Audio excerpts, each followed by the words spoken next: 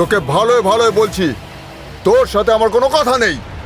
আমার খালি ও প্রিয়া। শোন, ওর নামও তুই তোর মুখে নিবি না, তা না হলে তোর জিভ টেনে ছিঁড়ে ফেলবো।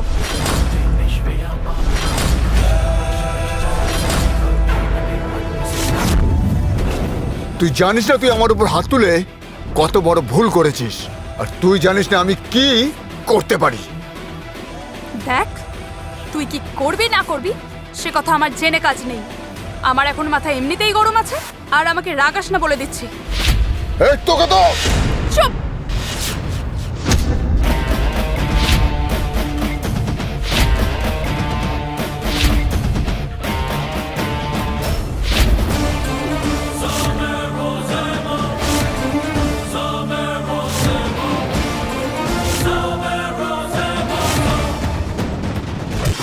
প্রিয়া আর চিকি, এটা কে?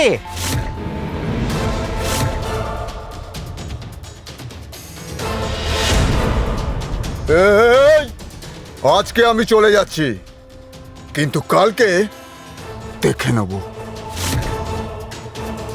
আরে যা যা, তুই কি করবি সেটা আমি ভালো করে জানি। আবার এলে তুই আমার হাতে আবার চড় খাবি, বুঝেছিস?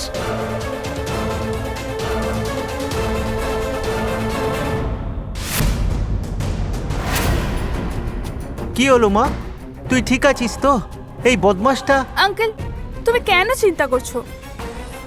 আমি একাই যথেষ্ট। ও আবার যদি এখানে আসে না, তাহলে আমি ওকে। হ্যাঁ হ্যাঁ মা, একটু শান্ত হও। মেয়েদের এত রাগ করা ভালো না। কেন রাখবো না? শুধু ছেলেরাই রাখবে, এটা কোথায় লেখা আছে?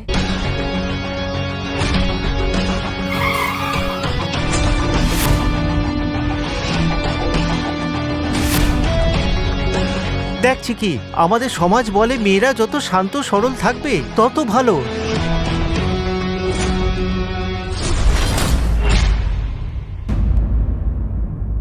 আর মেয়েদের রাগ করা ভালো না। আচ্ছা আঙ্কেল, আমাকে একটা কথা বলো, রাগ করা ভালো না, কিন্তু এটা নিয়ে মেয়েদের কেন টার্গেট করা হয়? তুই মেয়ে, রাগিস না কেন? হাহ, সব ভুল কথা মেয়েদেরই শুনতে হয়। এখন আমি হেসে হেসে থ্যাংক ইউ বলবো, অন্যায়কে উৎসাহ দেব।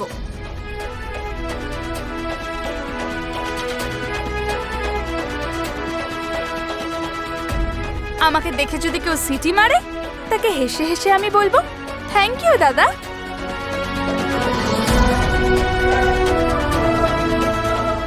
আর বলবো বাবা, আমার পড়াশোনা বন্ধ করে দেওয়ার জন্য থ্যাংক ইউ সো মাচ। কি বললে? আমাকে বিয়ে করে ঘর সংসার করতে হবে?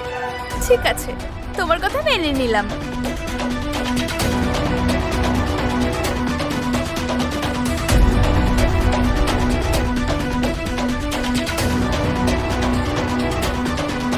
রাস্তায় ঘুরে বেড়ানো বদমাস, মেয়েদের সাথে মিসবিহেভ করা লোফার, তার সাথে অন্যায়কে মাথা পেতে সহ্য করে নিয়ে জ্ঞান দেওয়া আন্টি, এদেরকে দেখেও চুপ থাকবো, সব দেখে চুপ করে সহ্য করব।